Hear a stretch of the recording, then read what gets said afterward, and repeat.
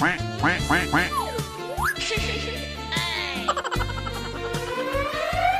তো এত সুন্দর করে আমার হাতে নেল পলিশ লাগিয়ে দিলা, এখন এই হাত দিয়ে কাজ করতে ভালো লাগবে। ঠিক আছে, বৌমনি আসুক, তারপরে কোনো না কোনো বাহানায় তোমাকে আজকে রেস্ট দিয়ে দেবো।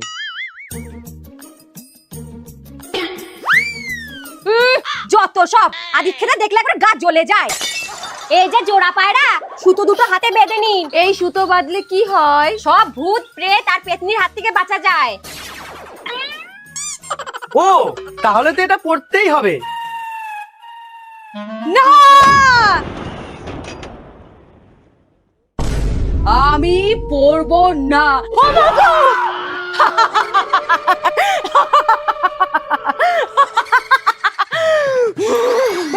ভাই, এ তো কেঁচো খুঁড়তে কেউটা বেরিয়ে গেল। তুমি এত ভয় পেও না, তাড়াতাড়ি রান্না বান্না করে ফেলো। আমি ওকে ঘরে নিয়ে যাচ্ছি, তারপরে ওঝাটাকে আনবো।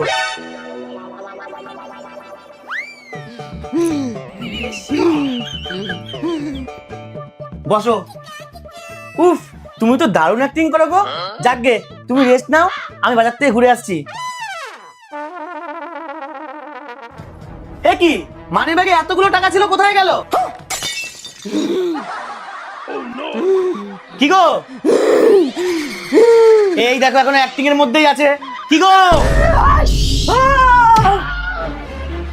কোনো কথা বলবি না তুই, তাহলে ঘাড় মটকে দেব। না না না না না না, বলবো না বলবো না বলবো না। তুমি কে? তুমি কে? আমি তোর মৃত্যু। আমি মায়ের কাছে যাব।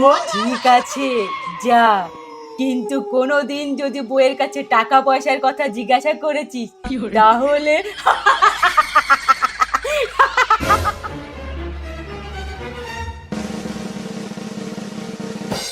বৌমনি তো ঠিক বলেছিল, কেচে করতে কেউ উঠে বেরিয়ে গেছে। আরে দাদা দাঁড়ান না, আমি কি আপনার শাড়ি চুরি করে নিয়ে যাচ্ছি নাকি? যত সব। কি গো, 3000 টাকা দাও তো। টাকা কি গাছের থেকে পড়ে যে চাইলেই পাওয়া যায়? তুমি বর না পচা খড়? বউয়ের একটা শখ মেটাতে পারো না যখন বিয়ে করেছি না কেন? ঠিক আছে, গাড়িটা পরিষ্কার করে দাও, তারপর দেবো।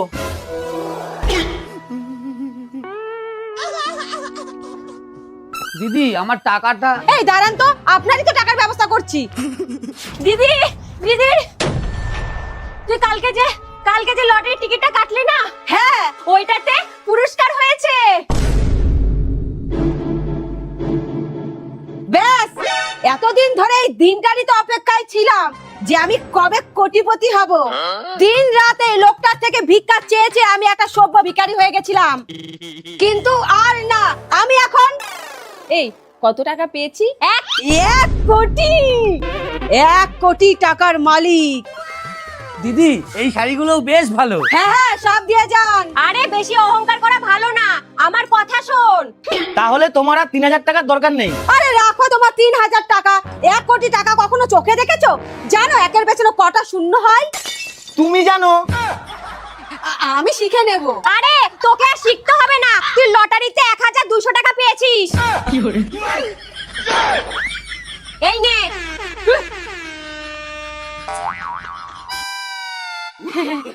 আমি পুরো গাড়িটা সুন্দর করে মুছে দিচ্ছি।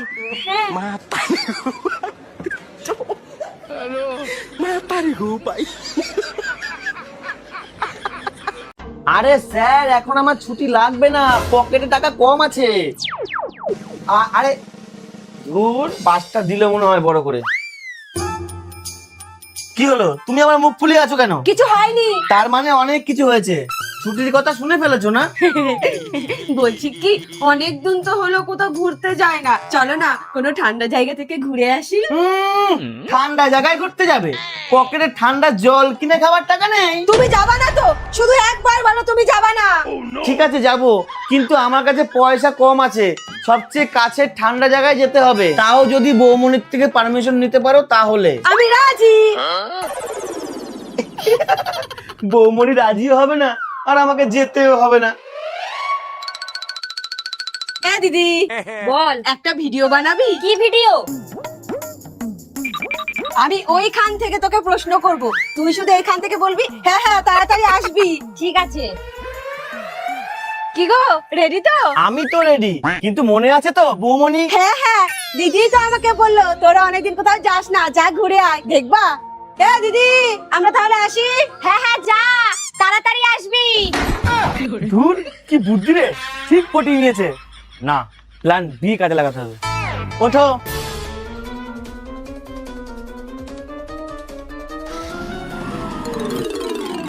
এই যে আমরা চলে এসেছি সব থেকে কাছের ঠান্ডা জায়গায়।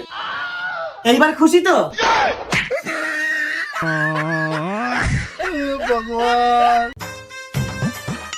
ধুর, খালি পড়ে যায়, চুপচাপ চল। দিদি, ও দিদি, বাড়িতে আছো? এই উনি এসে গেছে, তাড়াতাড়ি লুকাও।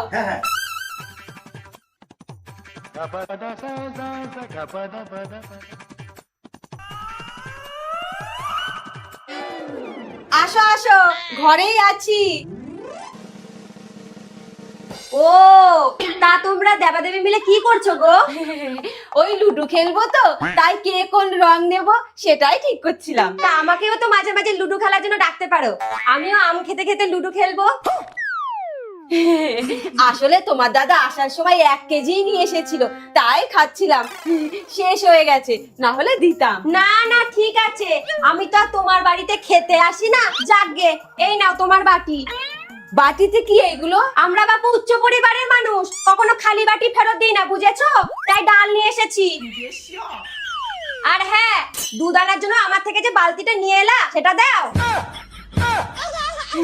ওটা আমি পরে দিয়ে আসছি। ঠিক আছে। যাই, আগে ওর বালতিটা ফেরত দিয়ে আসি।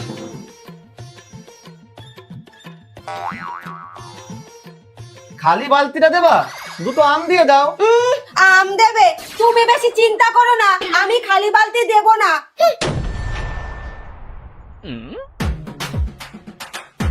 দিদি, ও দিদি, বলো।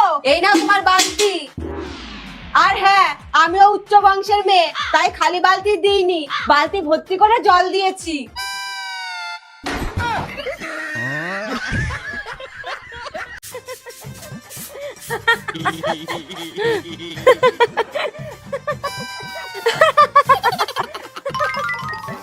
এই, তোমার কি একটু লজ্জা শরম নেই গো?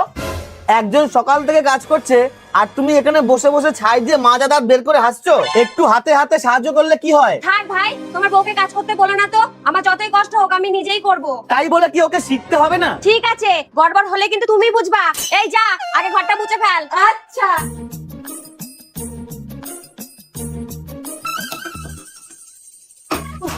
দেখি মহিলা আবার কি করছে। এই, তুই এটা কি করছিস? দাঁড়া।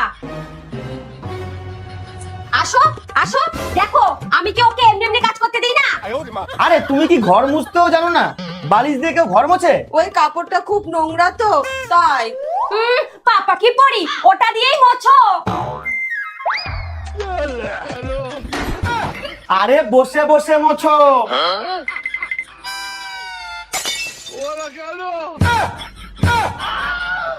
বৌমনি, তুমি ওকে অন্য কাজ দাও, এই কাজ ওর দ্বারাই হবে না। ঠিক আছে, এই তুই রান্নাঘরে যা, আমি জল চাপিয়ে এসেছি, তুই ডাল বসিয়ে দে। আর শোন, ডাল যেন ভালো করে গলে যায়, বলে দিলাম। আমার কথা শুনবি না? দাঁড়া, দেখাচ্ছি। এইবার বল, আমার কথা শুনবি কি শুনবি না? বল। এই তুই ডাল বসিয়েছিস? বল, শুনবি কি না? ভাই ভাই, তাড়াতাড়ি আসো, দেখে যাও। কি হয়েছে? তোমার দ্বারাই কোনো কাজ হবে না। তুমি একটা কাজ করো, গিয়ে বাথরুম পরিষ্কার করো। আচ্ছা, টিস্যু পেপার কোথায় আছে? চলো চলো বলছি। তুমি তুমি এক পাও বাইরে বেরিয়ে দেখাও। বাবু একবার একবার। চুপচাপ বসে থাকো। কি হয়েছে বৌমা? নিজের স্বামীকে কেউ এইভাবে ধমকে চমকে রাখে? মা, সবাইকে রাখতে হয় না, আমাকে রাখতে হবে। কেন? কারণ আপনার ছেলের এখন খেলার দিকে মন গেছে, ওই তালতলার মাঠে সারাদিন খেলতে থাকে। কি যে বলো না বৌমা, এই বয়সে ছেলেপুলেরা একটু খেলাধুলা করবে না? মা, কাজকর্ম বাদ দিয়ে সারাদিন খেলতে থাকে। তাতে কি হয়েছে? ওর থেকে কম বয়সী ছেলেগুলো শুধু খেলাধুলা করে নিজেদের ভবিষ্যৎ তৈরি করে নিচ্ছে, আর আমার ছেলে পারবে না? মা, আমার আর কোনো কথা না, ঘরে যাও।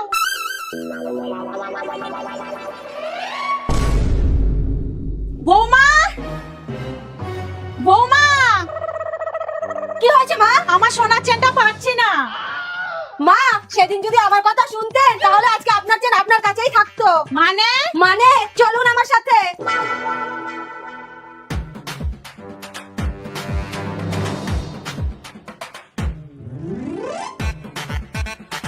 এই যে আপনার চেন এই খেলাতে গেছে।